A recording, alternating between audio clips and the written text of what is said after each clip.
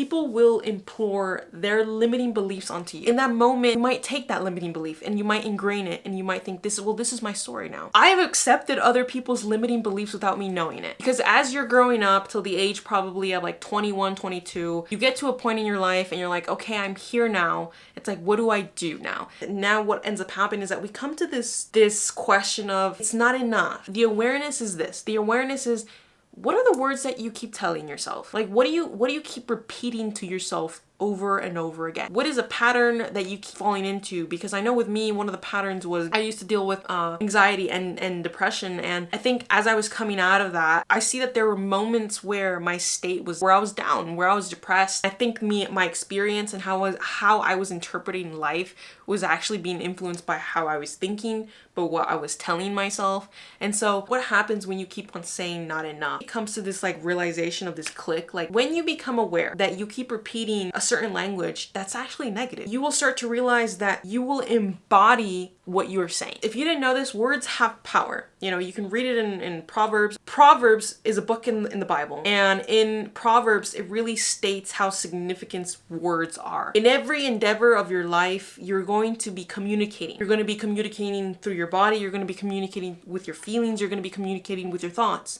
And your thoughts have the essence of imagination and words, and they have power. And I want to get deeper on this. Is like, why does a statement of saying it's not enough, why does that matter in the first place? I think you rob yourself when you say it's not enough. And you rob yourself when comparison comes into the play. You can look to someone else. It's very easy to look to someone else. And it's very easy to see, wow, they got this and wow, they got that. Yes, perhaps yes. What they have on the external side, something of which probably you don't even know what goes on the other side, you will start to realize that each one has a seed. Every person that you see is not a person that has not been created in the eyes of God. Meaning there's a seed in you. You have talent, you have skill. But when we have this mentality and when we have adopted the story of it's not enough, what ends up happening is that we can look to someone else and we can be like, they have the skill. They got it. I don't think it's enough. How can I get to point B if I keep messing up here? And so it's like, it's not that you have a lack of skill. It's that you have a lack of permission. If you keep telling yourself it's not enough, then you're going to act and be as someone who does not have enough. I think that's going to be a disservice to you. I think you're going to miss on your potential, and I think you're going to miss on the opportunity and the window that's presented in front of you because you keep telling yourself you have this limiting belief, and maybe you might not see it as limiting belief. Maybe you just might see it as a story, and that's totally fine. But I think in this video, I want you to understand, and I want you to become aware that you can rewrite your story. You can challenge the limitation. And I know you could say like, well, Chelsea, I have this and this. I know it's easy to create the excuses, but when you want it so much, and it's like one thing that I'm learning recently is the boundaries and creating boundaries with myself, which this is probably off topic. The thing is just like, do you advocate for yourself and do you vouch for yourself? And if you do vouch for yourself and if you do advocate for yourself, why would you miss your opportunity in seeing your truest potential, seeing that you do have skill, but you lack the permission with yourself, you lack the self-trust with yourself because you have kept telling yourself a story that says, I am not enough. And your words are powerful, and so then you will become the being of someone who does not have enough. It's a domino effect. And the domino effect with the not enough, it just starts with a story and a being. And so when you keep saying, I'm not enough, it trickles down to comfort. And the comfort says this, is that your brain will keep you safe. I've learned that your brain will try to keep you safe. In my experience, it's like the world is, and earth and everything goes on cycles, patterns, and structures and systems. Your brain will just reserve the amount of brain function it has to,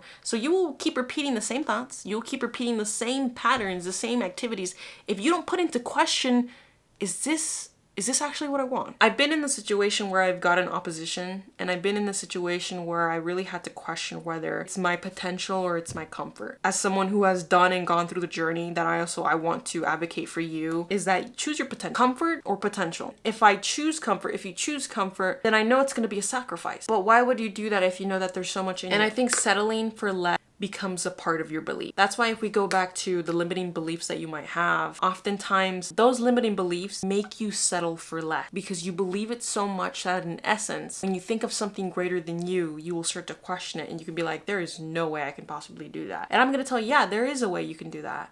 But it's like, are you willing? Are you willing to confront the challenges? Are you willing to confront those limiting beliefs? Have this like awareness of what is it the story that I've been telling myself? What is it the words that I keep repeating over and over again? But this is the part that actually excites me. What actually changes your trajectory? How do you start from saying I don't have enough or I don't think it's enough to having this abundant mindset, to saying you're right, there is potential and I don't want to sacrifice that potential and keep repeating the same story over and over again? So how do you go from point A to point B? And this is how you'll do it. We're going to challenge the thought. We're going to belief reprogram it. So the thoughts that you keep repeating to yourself, typically they were handed down to you and you accepted it. Because you have ingrained this limiting belief or this identity of it's not enough or I don't think I have enough, you will externally look. You are reactive to your environment. Your belief just keeps on getting ingrained or it will change.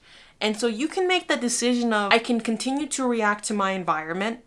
The limiting beliefs that others have imposed onto you, you can continue to accept them or you can reject them. And by rejecting them, what ends up happening is that you can actually for once question it and be like, but that's not who I want to be. And if that's not who I want to be, then I ask you, then what do you want? Advantage stops when you start looking for external validation. And I can tell you a story. So like just a couple months ago, as I guess you could believe, I used to kind of look out. I wasn't really looking for the external validation, but I think I would look around to be like, if everyone else is doing it, then like some part of my brain would be like, okay, then I'm okay, right? And it was only until I heard this phrase and it just clicked and it ingrained in my head. And this phrase was like, Chelsea, you are the exception, be it. And it just like hit me to the point where it was just like, I don't have to look.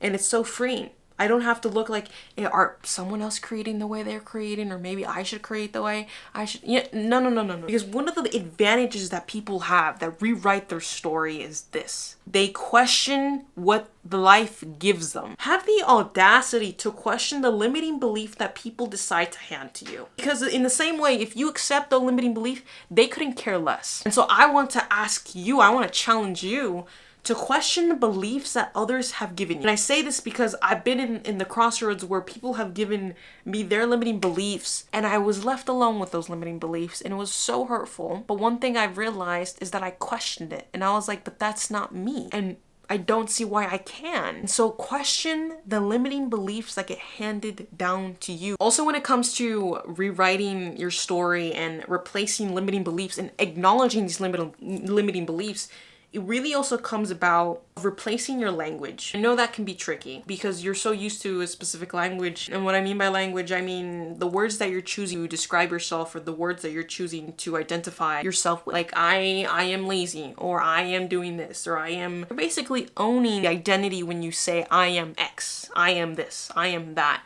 And especially when it has a negative connotation, you will begin to embody what you are and what you are not. And so it's like when you keep saying I am, there's only so much of the I am that fills up. And you can think of it like a tank. Like pretend you have a tank and this tank is limited, right? And in this tank, you just keep saying, I am this and I am that and I can't do this and what if this and this is literally you fill up this entire tank. And so it's like when I come to you of saying, what if I tell you that you can? And what if I tell you that you have the potential to do? You think you have it in you, what you have imagined in your head. What if I tell you that? What's gonna happen is that if I tell you that, and we don't do the work, you're gonna take this tank and you're probably not gonna listen to me. You're probably just gonna be like, well, I guess it is what it is. Like you tell me, it's almost like I tell you you can, but you're not going to believe me. And you're not gonna believe me because your tank is already full. And you have ingrained the story has so much energy, so much of an essence that me speaking life to you, me telling you I see your potential, but I don't think you see it because I think that's your blind spot, you won't believe me. And you won't believe me because you have accepted people's limitation that they gave you, and you accepted those limitations and you embodied those limitations. One, your advantage starts with challenging the limitations, challenging the thoughts that are in your head, challenging them and really saying, is that really who I want to be? And number two, replace the language that you are using. So many times it's like when we talk, we are unaware of the words that we're using. And there's at times where I've caught myself. For example, it was this phrase that I was using and I normally don't use this phrase. And this phrase was like this.